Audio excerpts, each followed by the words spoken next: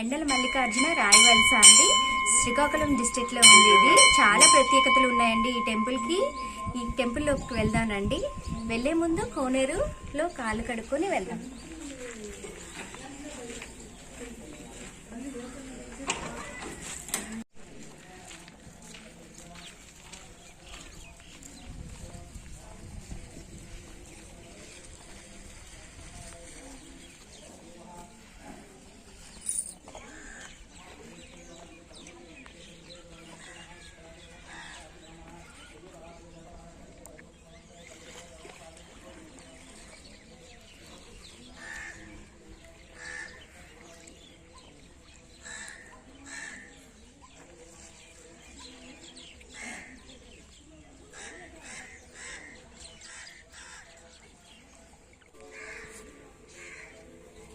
కాళ్ళు కడుక్కున్నాం కదండి, ఇప్పుడు దర్శనంకి వెళ్దాం రండి.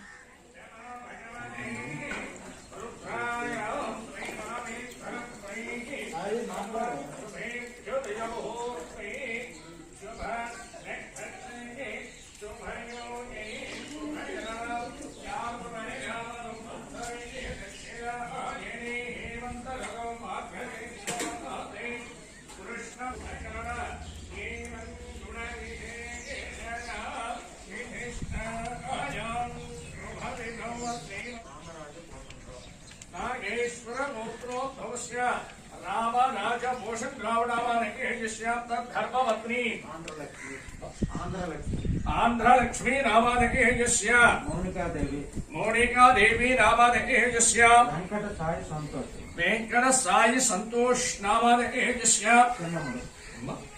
चिन्नम्मड रामादकेजस्य सह कुटुंबस्य तमेतस्य विजय अभय आयुरारोग्य ऐश्वर्य अभिवृद्ध्यर्थं धर्म अर्थ कामे सर्वूलमय अक्षर नमस्कार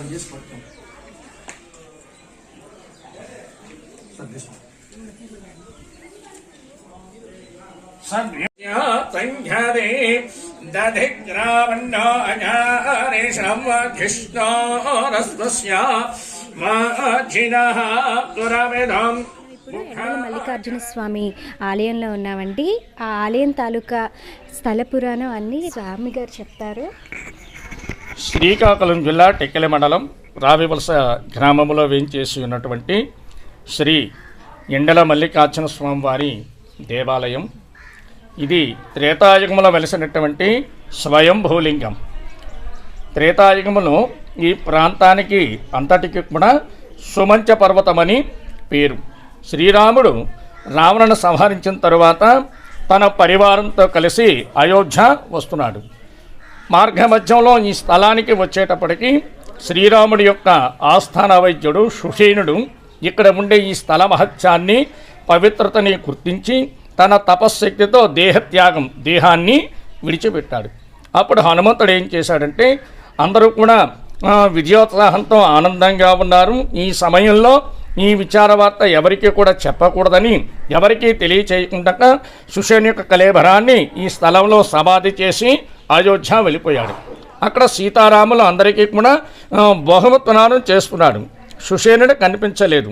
విషయాన్ని ఆరాధిస్తే హనుమంతుడు జరిగే వృత్తాంతంతో కూడా తెలియచేశాడు. అప్పుడు సీతారాములు వచ్చి చూసేటప్పటికీ ఈ స్థలంలో స్వామి స్వయంభూవుగా వెలసి ఉన్నాడని, సీతారాములే మొట్టమొదటగా ఈ స్వామిని సేవించారని చరిత్ర. అందుకు ఆధారంగా ఎదురుగా కొండపైన సీతమ్మ వారి పాద ముద్రలనేవి ఉన్న కుటీరం కనిపిస్తుంది. ఆ స్థలంలో అక్కడ పాదముద్రలు అనేవి చెక్కినటువంటివి ఏమీ కాదు, అడుగులు వేసినట్టే ఉంటాయి. అలాగే ఈ కోనేరు కూడా సీత కోనేరు, సీత పుష్కరణి అని కూడా చెప్తారు. ఇక్కడ ప్రతి పుష్కరానికి కూడా పుష్కర జలాలు తెచ్చి ఈ కోనేటిలో నిమజ్జనం చేయడం అనేది జరుగుతుంది. ఈ కోనేటిలో స్నానం చేస్తే చర్మ వ్యాధులు నశిస్తాయని కూడా ప్రతి కూడా ఉంది. అలాగే ద్వాపరంలో పాండవులు కూడా ఈ స్వామిని సేవించారని, అందుకు ఆధారంగా మరికొంచెం దూరంలో పంచపాండవుల మెట్ట, ఇప్పుడు ఆ టవర్ కనిపిస్తూ ఉన్నటువంటి ప్రాంతం అది పంచపాండవుల మెట్ట అని చెప్తారు. అక్కడ ప్రతి భీష్మ ఏకాదశికి కూడా యాత్రా మహోత్సవాలు అనేవి కూడా జరుగుతాయి. అక్కడ లలితాదేవి ఆలయం అనేది కూడా ఉంది. అయితే ఎండల మల్లికార్జునుడు అని స్వామికి ఈ నామస్థిరీకరణ ఎలా వచ్చిందంటే టెక్కల రాజుల పరిపాలన కాలంలో టెక్కల రాజావారు స్వామికి ఆలయ నిర్మాణం చేద్దామని సంకల్పం చేశారు. ఎన్నిసార్లు ప్రయత్నం చేస్తున్నా గోపురం అనేది నిలవటం లేదు.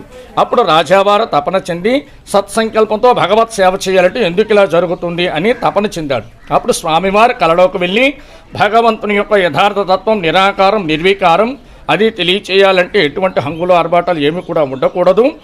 ఆ ఎండలో ఎండుతూ వానలో తడుస్తూ భక్తులందరికీ దర్శనాన్ని ఇవ్వాలి అని స్వామి చెప్పగానే రాజావారు ఆ ప్రయత్నాన్ని విరమించుకున్నారు. అప్పుడు కూడా స్వామి ఎండలో ఎండుతూ వాళ్ళలో తడుస్తూ ఉంది. అందుకు ఎండల మల్లికార్జునుడు అనేటటువంటి నామస్థిరీకరణ జరిగింది. ఇక్కడ ప్రతి కార్తీక మాసం మహాశివరాత్రి విశేషమైనటువంటి యాత్రా మహోత్సవాలు జరుగుతాయి. ఆ సమయానికి అనుకూలంగా కలియుగ కార్తీక కైలాసం అనే నామ ప్రసిద్ధి కూడా స్వామికి ఉంది. అలాగే జ్యేష్ఠ శుద్ధ పంచమి స్వామివారి కళ్యాణం, అలాగే ప్రతి మాస శివరాత్రికి విశేష అర్చన అభిషేకాలు అన్నీ కూడా జరుగుతాయి. ఇప్పుడిప్పుడే అభివృద్ధిలోనికి దూసుకువస్తున్నటువంటి శ్రీ ఎండల మల్లికార్జున స్వామి స్వయంభూలింగ దేవాలయం. ఈ రాయవలస దేవస్థానానికి ఉన్న ప్రత్యేకత ఏమిటంటే ఈ శివలింగం రోజు రోజుకి కొంచెం కొంచెంగా పెరుగుతుందంటండి. ఏటా చేసిన సర్వేల్లో ఇది పెరుగుతుందని మాకు తెలిసింది.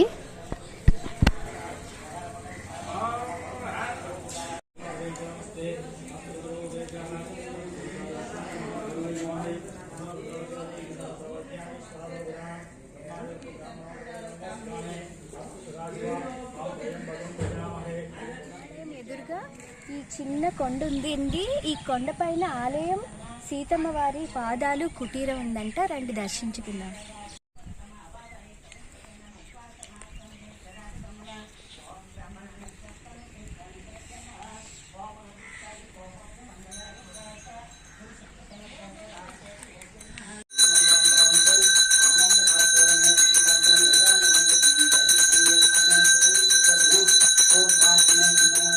కుటీరంలో సీతమ్మ వారి పాదాలు ఉన్నాయంట. దర్శించుకుందాం రండి.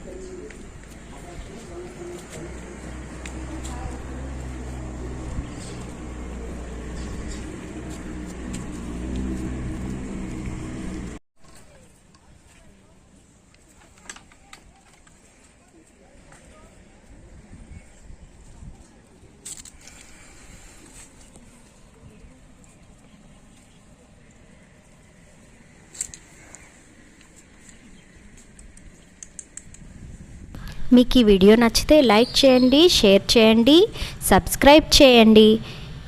సజెషన్స్ ఏమైనా ఉంటే కామెంట్ బాక్స్లో తెలియజేయండి. Thank you.